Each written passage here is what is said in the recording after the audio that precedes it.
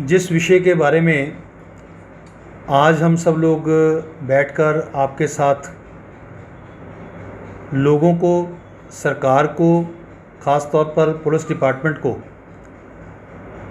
ये जानकारी पहुंचाने के लिए और उनसे ये रिक्वेस्ट करने के लिए कि जितने भी पुलिस स्टेशन हैं देश भर में, जितनी भी पुलिस पोस्ट हैं देश भर में, उन सभी थानों में two wheeler, four wheeler, cycle, motorcycle, car, scooter हज़ारों की तादाद में एक एक थाने में पड़े हैं।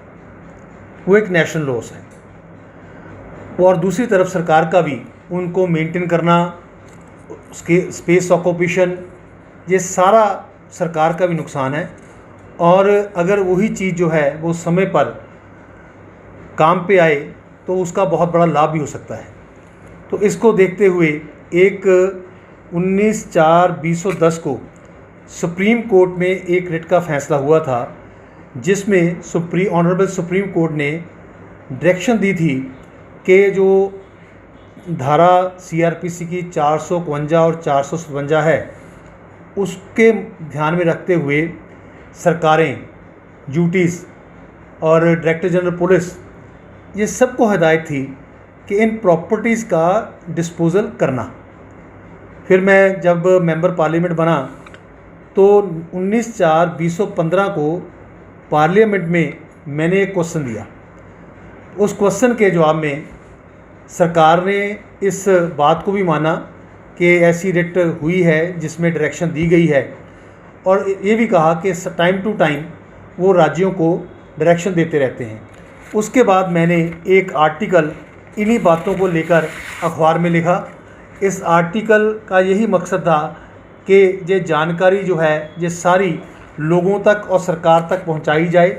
और ये क्वेश्चन भी मैंने जो पार्लियामेंट में दिया है, इस क्वेश्चन को भी जो एक लेटर बनाकर सभी मुख्यमंत्री और गवर्नर्स को मैंने चिट्ठी लिखी कि इस ऑर्डर को इम्प्लीमेंट किया जाए।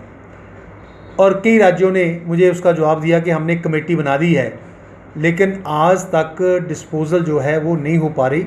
जब भी हम किसी पुलिस स्टेशन के सामने से निकलते हैं, ऐसे लगता है कि एक एक पुलिस स्टेशन में करोड़ों रुपए का ये प्रॉपर्टी, कहीं ट्रक खड़े हैं, कहीं कुछ खड़े हैं, पड़ी है। तो ये एक नेशनल लॉस है।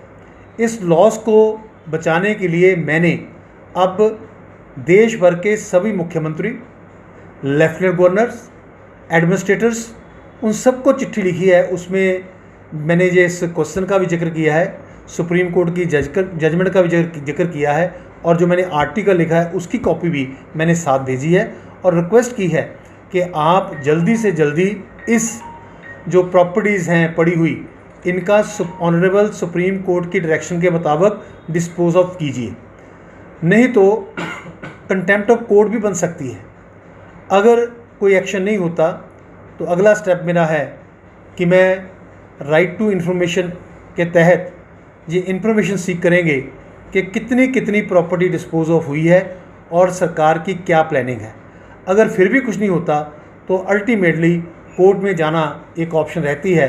तो सभी सरकारों के ख़िलाफ़ फिर कंटेम्प्ट ऑफ कोर्ट जो है वो लगती है। उसका भी अगर ज़रूरत पड़ी तो उसके लिए भी जा सकते हैं। मेरा आपसे आग्रह है कि आप भी इस न्यूज़ को चलाने से पहले एक बार सभी पुलिस स्टेशन को जाके देखो कि कितनी प्रॉपर्टीज़ जो हैं वो डैमेज हो रही हैं, पड़ी हुई हैं, सड़ रही हैं।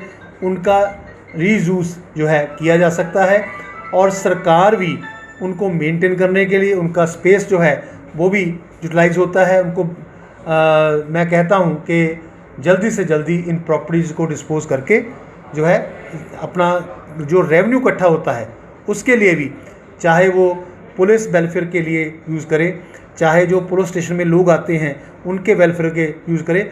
बहुत सा रेवेन्यू जो इकट्ठा हो सकता है। तो 2-3 पॉइंट है। पहला पॉइंट, रेवेन्यू जनरेशन होगी। दूसरा पॉइंट, वहाँ का जो स्पेस है वो खाली होगा और वातावरण शुद्ध होगा। तीसरा, जो रेवेन्यू आएगा उसका भी यूटिलाइजेशन जो है वो प्रॉपर हो सकता है। और लास्ट में ऑनरेबल सुप्रीम कोर्ट की हुक्म की पालना जो है वो होगी। GNA University is an inspirational experience. The experience of a global education, discovering boundless opportunities, realizing unlimited potential.